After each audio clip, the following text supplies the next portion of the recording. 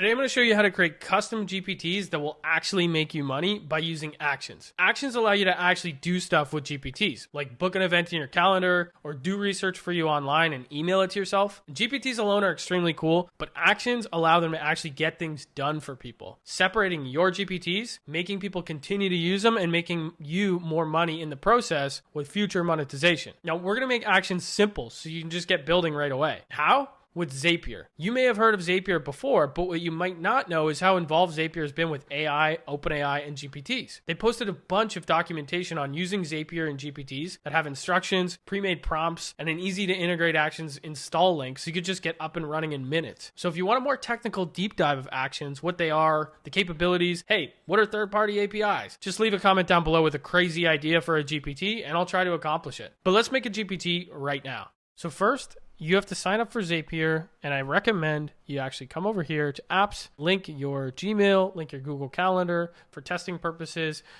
link all the things that you want to link for building your GPT. Then go to ChatGPT, click on Explore GPTs, and click on Create. If you want, you can first just chat with this GPT builder to tell it to create a dad bot that will tell a dad joke and email it to my dad. Go ahead and flesh out the image and the general theme and prompt for your first draft. That's exactly what I did here, and it suggested the name Dad Joke Bot, which we will say, yes, please. Cool. So it named the bot, it generated an image, set the image, and the basic configuration is done. I do recommend you use GPT Builder's chat to at least get started that way. Okay, so now we have to import everything from Zapier so that this will actually work. First thing we need to do is go over to the doc that I linked and copy their rules. So we post our rules beneath the GPT's original instructions, and if these instructions don't really pertain to your GPT, go ahead and change them and give it more specifics of what it should be doing. But ultimately, all you need to do is make sure that it knows it can use Zapier and it knows that it can use the required action. So because this GPT isn't super complicated,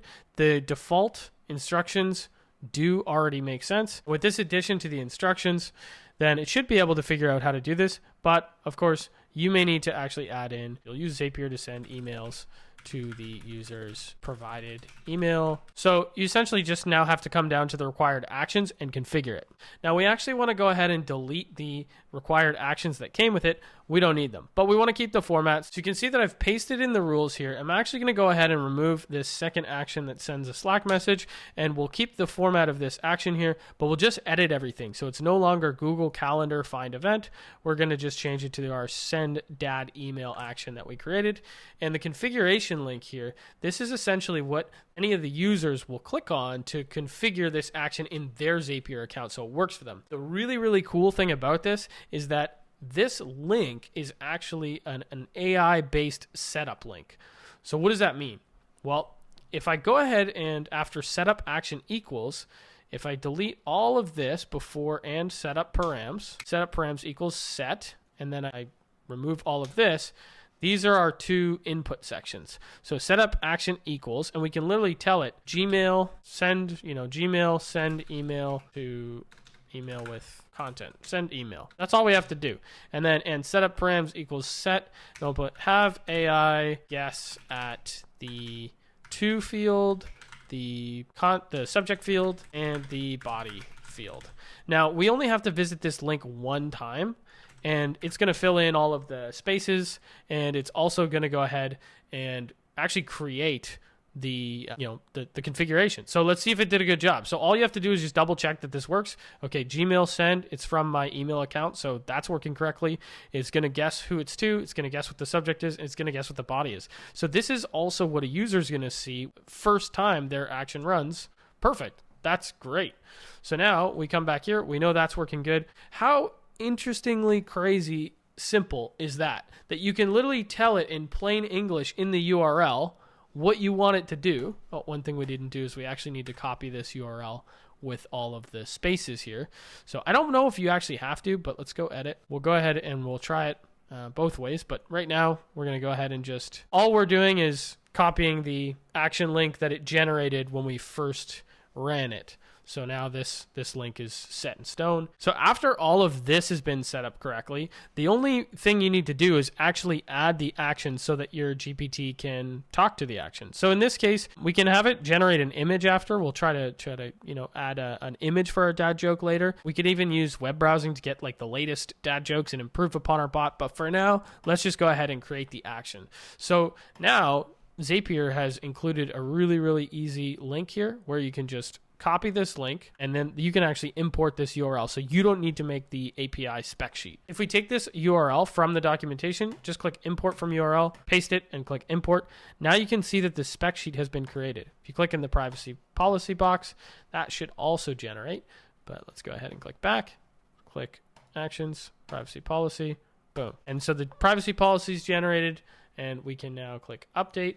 And so now our bot actually understands how to use the actions from its description because it has an API connection with Zapier. So let's go ahead and test it out now. Awesome. So now we can literally just click, can you email a joke to my dad? And I think it should work.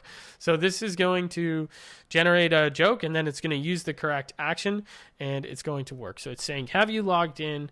I'm all logged in. And we can actually tell it in the instructions, hey, just assume the user is already all good on Zapier's end, and go ahead and send them the configuration link. So in this case, it's basically asking me to do that first initial one-time setup, which all your users will have to do. But the nice thing is that if you've created the configuration link correctly, everything should already be set here where you can just click enable action. And so now that action has already been saved. If you've made your configuration link correct, just like I showed you, it's going to be super simple for your users to actually go ahead and create that link. Okay, so now all a user has to do is come to the dad joke bot, say, here's his email. I can put in one of my other emails. So it's going to prompt them to sign in with Zapier for the first time. And because you set that link up properly, it's going to be a pretty easy integration where OpenAI just gets successfully OAuth'd with Zapier, and it's going to basically now just integrate with Actions Zapier. Please confirm that this joke in the email address you'd like to use. Once you confirm, I'll proceed. Yes. So we can literally just tell it yes. And it's as easy as that now that you've set it up, which is just kind of crazy. So we'll check our inbox for the email in 1 second. Okay, so it says that it's sent. We basically didn't have to do anything. Let's check out our email, and you can see there actually that email is sitting right there. Here's a dad joke for you, and it's been sent over. Awesome. It set up it literally did everything. So yeah, guys, hope you like this.